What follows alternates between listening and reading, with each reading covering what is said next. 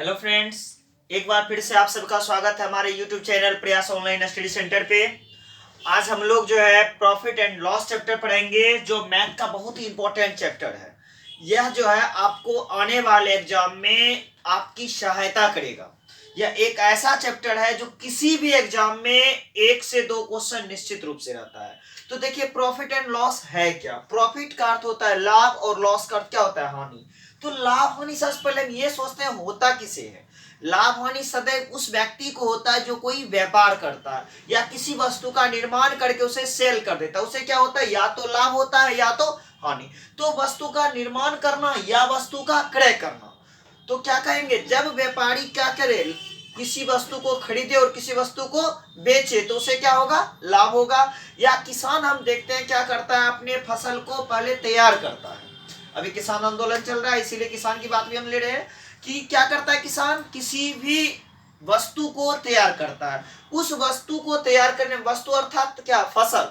जैसे वह गेहूं तैयार करे, मक्का को तैयार करे, या अन्य कोई फ्रूट जैसे केला हो जाए, सेब हो जाए, जो बागवानी वाले फसल है, या फिर दलहन की फसलें हो, उसे वह क्या करता है, पहले तैयार करता है। फसल को तैयार करने में उसे एक पूंजी लगती है, उसे खाद बीज तथा उस पर लगने वाले अन्य भी खर्च होते हैं। तो वह क्या हो गया, उसका उत्पादक मूल्य।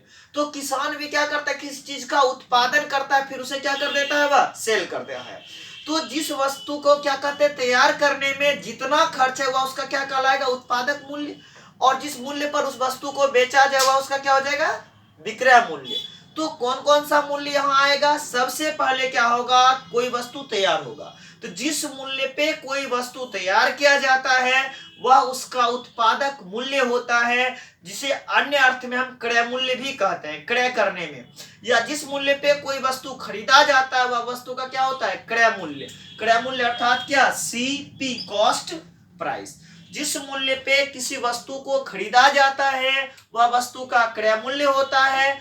और फिर खरीदने के बाद या तैयार करने के बाद या उत्पादन के बाद कोई भी व्यक्ति उस वस्तु को बेच देता है, तो जिस मूल्य पर वस्तु को बेचा जाता है वह वस्तु का सेलिंग प्राइस होता है, अर्थात क्या, एसपी, सेलिंग प्राइस।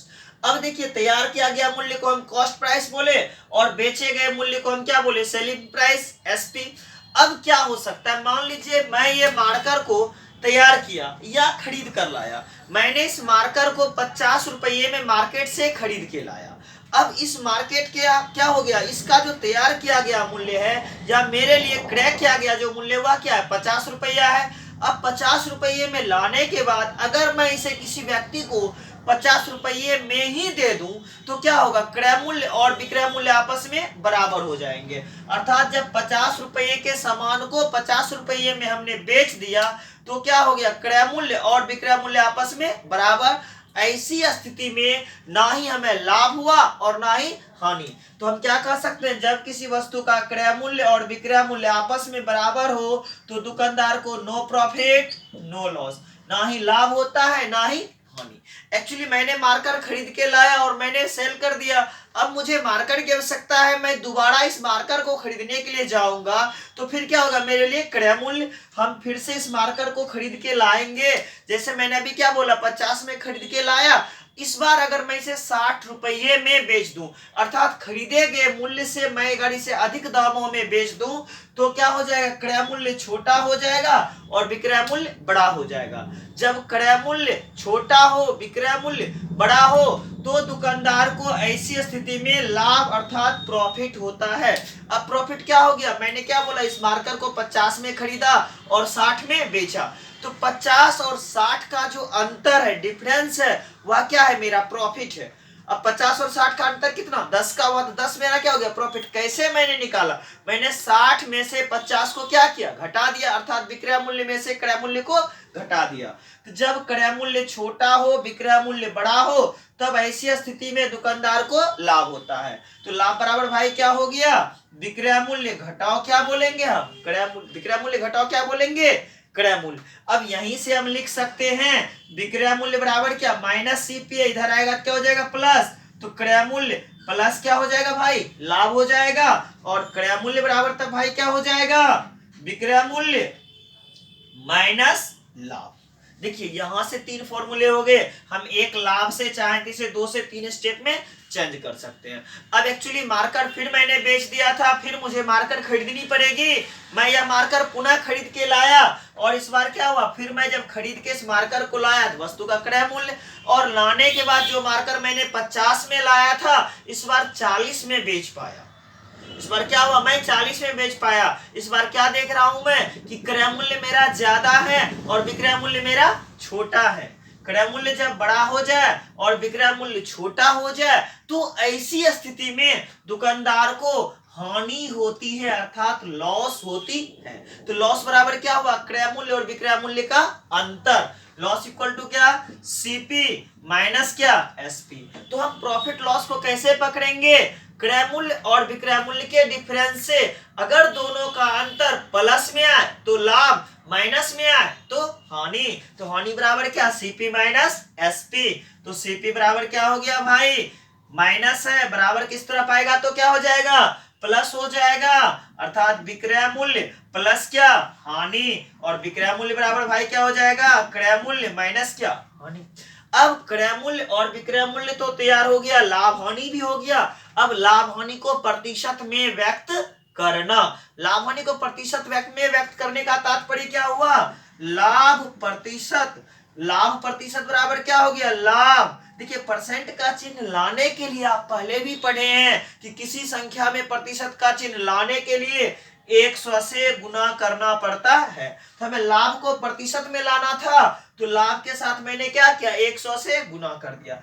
यह जो लाभ या हानि हो रहा था किसके रिस्पेक्ट में, किससे तुलना कर रहे थे, हम क्या देख रहे थे, क्रय मूल्य से बड़ा है, क्रय मूल्य से छोटा है, अर्थात हमेशा जो मेरा तुलना हो रहा था वह सीपी के साथ हो रहा था। तो डिवाइड बाय क्या हो जाएगा, सीपी, डिवाइड बाय क्या हो जाएगा भाई, सीपी हो जाएगा। चलिए लाभ परसेंट बराबर लाभ गुने 100 डिवाइड बाय क्या, सीपी।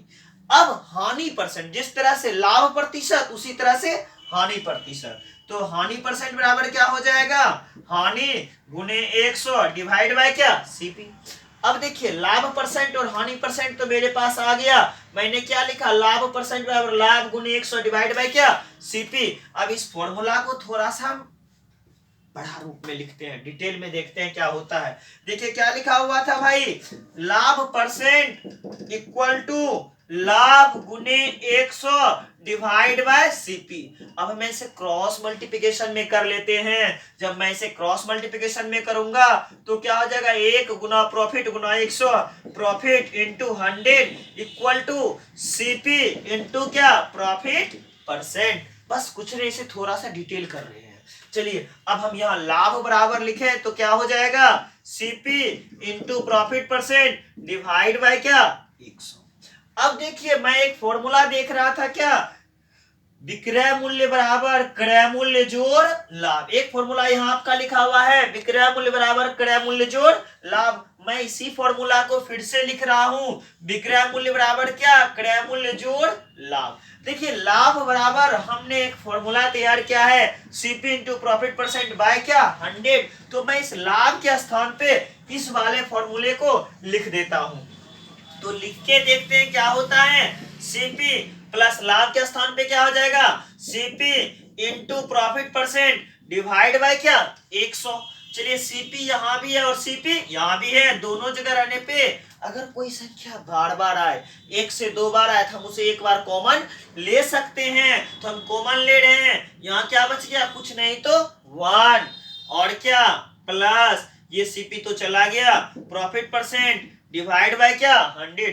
भाई विक्रय मूल्य बराबर, बचपन से तो यही फॉर्मूला पढ़ रहे हो ना, लाभ परसेंट बाय क्या, 100। देखिए विक्रय मूल्य बराबर फॉर्मूला कहां से आया, आप चाहे तो स्वयं किसी भी फॉर्मूले को तैयार कर सकते हैं। फॉर्मूला भूलने का कभी कोई दिक्कत नहीं होगा, कभी भूलिएगा ही नहीं, अगर भूले तो हम तैयार कर सकते हैं। अब इसे थोड़ा सा और फॉर्मूला देखते हैं, इसके साथ कौन कौन सा फॉर्मूला आ सकता है। तो चलिए भाई तैयार हो जाइए। अब इसे हम शॉर्ट में कैसे सॉल्व करेंगे, तो देखिए शॉर्ट में इतना तो लिखना नहीं है। एसपी बराबर क्या था, सीपी इंटू 1 प्लस लाभ प्रतिशत बाय क्या, 100। अब इसे हम लिख सकते हैं सीपी 100 गुने कितने हो गए, 100 प्लस क्या प्रॉफिट परसेंट बाय क्या, 100। यानी लाभ अगर परसेंट में हो तो यहाँ प्लस का चिन्ह देना है, हानि में हो तो क्या हो जाएगा माइनस का चिन्ह। तो हम क्या लिख सकते हैं एसपी बराबर सीपी इंटू 100 माइनस क्या लॉस परसेंट बाय क्या 100। अगर लाभ रहे तो प्लस में, हानि रहे तो माइनस में। जिस तरह से प्रतिशत में हम देखते थे वृद्धि मतलब जोड़ना, कमी मतलब घटाना, उसी तरह से लाभ मतलब जोड़ना, हानि मतलब घटाना। किसमें भाई 100 में। इसलिए 100 में कि हम इसके रिस्पेक्ट में हमने परसेंटेज जो पढ़ा है उसके आधार पे हम प्रॉफिट लॉस को सॉल्व कर सकते हैं। प्रॉफिट लॉस सॉल्व करने में कोई भी दिक्कत हमें नहीं होगी। चलिए आगे देखिए अब क्या होगा जाएगा, क्रय मूल्य के रूप में इसे व्यक्त करेंगे। सीपी बराबर क्या लिखेंगे SP into 100 divide by 100 plus क्या प्रॉफिट परसेंट। अगर लॉस हो तो एसपी इंटू 100 बाय 100 माइनस क्या लॉस परसेंट। ये तो बेसिकली आपके लाभ हानि के फॉर्मूले हैं जिसका इस्तेमाल कर आप सवाल को सॉल्व कर रहे थे। अगर हम भी इसी मेथड से इसी तरह से सवाल को सॉल्व करें तो समय ज्यादा लगेगा। तो हमें समय को बचाने के लिए प्रॉफिट लॉस पूरे फॉर्मूले को याद करने की आवश्यकता नहीं पड़ेगी। हम परसेंटेज पे इसे सॉल्व करेंगे। परसेंट पे कैसे सॉल्व करेंगे, जैसे कभी भी हमें लाभ दिया रहे तो हम सोचेंगे लाभ मतलब क्या 100 से ज्यादा मिल रहा है, हानि का तात्पर्य क्या 100 से कम में मिल रहा है। यानी कोई भी वस्तु होगा, जो भी वस्तु होगा उस वस्तु का मूल्य अपने आप में 100% होगा। किसी वस्तु का मूल्य अधिकतम कितना हो सकता है 100%। अब उसके सापेक्ष में देखेंगे, अगर लाभ पर है तो प्लस में 100 करेंगे 100 में, और हानि पे है तो 100 में क्या करना है हमें माइनस करना है। तो हम सवाल को कैसे सॉल्व करेंगे लाभ हानि वाले सवाल को, तो देखिए कैसे सॉल्व करते हैं, आप लोग भी बना सकते हैं। इस फॉर्मूले के भरोसे नहीं रहना है, बस बेसिक मैथ पढ़ना है। बेसिक से लेके एडवांस लेवल तक का मैथ मेरा कंप्लीट हो जाएगा और प्रॉफिट लॉस का जो सवाल आएगा कभी हमसे नहीं छूटेगा। जैसे आपने देखा होगा कोई सवाल रहता है कि एक रेडियो 1600 रुपये में खरीदा गया और इसे 2000 रुपये में बेच दिया गया, तो बताएं कि दुकानदार को कितने परसेंट का लाभ हुआ। देखिए क्या कहता है सवाल में, एक रेडियो 1600 रुपये में खरीदा गया। जब भी आप सवाल को पढ़ते हो स्टेप बाय स्टेप पढ़ते हो, उसमें जो क्रय मूल्य और विक्रय मूल्य दिया रहे, लाभ हानि दिया रहे, उसे सवाल से अलग करना है। जैसे मैं सवाल क्या कर रहा है, एक रेडियो 1600 रुपये में खरीदा गया। जैसे मैंने देखा कि खरीदा गया लिखा हुआ है, अर्थात एक रेडियो को खरीदा जा रहा है, तो मैं पहले क्या लिख दूंगा सीपी। सीपी कितना रुपया 1600 रुपया। एक रेडियो को 1600 में खरीदा गया। अब आगे क्या कर रहा है, इसे 2000 रुपये में बेचा गया। अब देखिए 2000 रुपये में क्या किया गया, बेचा गया। जिस मूल्य पे वस्तु को बेचा जाए वह वस्तु का विक्रय मूल्य होता है। तो एसपी में क्या लिख दूं 2000। तो बताएं कि कितने परसेंट का लाभ होता है। अब देखिए 1600 रुपया वस्तु का क्या है क्रय मूल्य और 2000 रुपया वस्तु का क्या है विक्रय मूल्य। तो हम क्या देख रहे हैं, क्रय मूल्य छोटा है और विक्रय मूल्य बड़ा है। जब क्रय मूल्य छोटा रहे विक्रय मूल्य बड़ा रहे तो दुकानदार को एनी टाइम लाभ होगा। तो लाभ बराबर क्या विक्रय मूल्य घटाओ क्या क्रय मूल्य। तो विक्रय मूल्य के स्थान पे आप क्या लिखिएगा भाई 2000 और क्रय मूल्य के स्थान पे क्या लिखिएगा 1600। तो 2000 में 1600 को हमें क्या करना है घटाना है। तो घटाएंगे तो लाभ बराबर क्या 2000 में 1600 घटाए तो क्या हो गया 400 रुपये।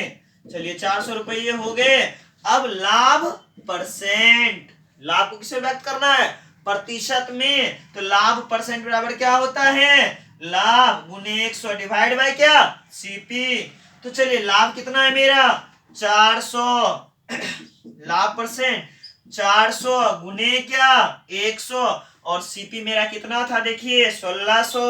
तो डिवाइड बाय क्या लिखिएगा 1600। डबल जीरो कट गए 4 चौक 16 और इसको कटा दीजिए 25 बार में, अर्थात हमें कितने परसेंट का लाभ हुआ 25% का। ये आपका बेसिक मेथड है, आप सवाल को इस तरह से सॉल्व करते हैं। अब परसेंट में से कैसे हम सॉल्व करेंगे वह देखिए क्या कर रहा था, एक रेडियो का क्रय मूल्य, लागत मूल्य जो भी के 1600 रुपया है, 1600 रुपया आपको जहां सीपी लिख रहे थे सीपी नहीं लिखना है, सीपी को नहीं लिखना है, उसे क्या लिखना है, क्रय मूल्य लागत मूल्य जैसे आया उसके बदले में क्या दे दिए हम 100%। 1600 रुपया इक्वल टू कितना परसेंट, 100%। अब क्या इसे 2000 में बेचा जाता है तो 1600 बराबर कितना परसेंट, 100%। अब क्या 2000 में क्या किया जाता है, बेचा जाता है। तो चलो भाई 2000 में मैंने इसे सेल कर दिया तो लाभ परसेंट, देखिए 1600 बराबर 100%, 2000 कितना हो जाएगा 1600 डिवाइड सॉरी 100 था ना, 100% डिवाइड बाय क्या हो जाएगा 1600 मल्टीप्लाई क्या 2000। यहां तक में किन्हीं को दिक्कत नहीं हो रहा होगा भाई। अब देखिए 00 कैंसिल हो गए, अब इसे हम कटा देते हैं, 16 से कटाइए, यह 125 बार में कट जाएगा, अर्थात कितना हो गया 125%।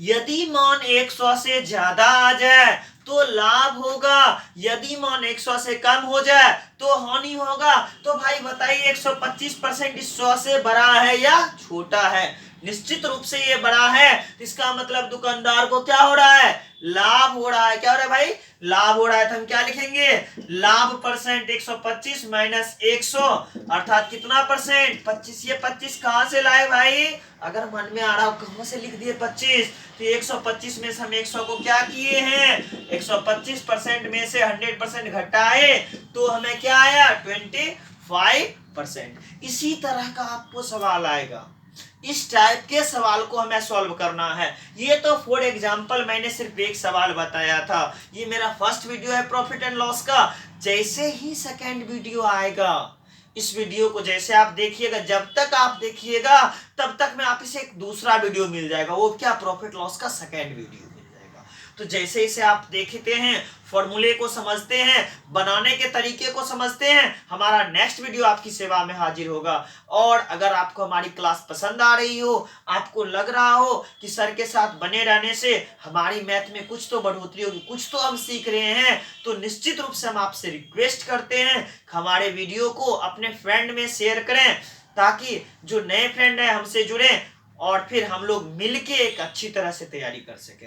तो आज के क्लास में इतना ही। अब नेक्स्ट वीडियो में जैसे मैं आपके पास आऊंगा, आपसे जुड़ूंगा, आपको प्रॉफिट एंड लॉस का सवाल बनाने के लिए सिखाऊंगा। कैसे मैं प्रॉफिट एंड लॉस का सवाल, जो इतना लंबा मेथड है, बेसिक प्रोसेस है, उसके बदले परसेंटेज के आधार पे मैं सवाल को सॉल्व कर पाऊंगा। तो जो भाई अभी तक मेरा परसेंटेज का वीडियो नहीं देख पाए हो, वह पहले परसेंटेज का वीडियो देख लें और फिर प्रॉफिट लॉस में हमारे साथ जुड़ जाएं।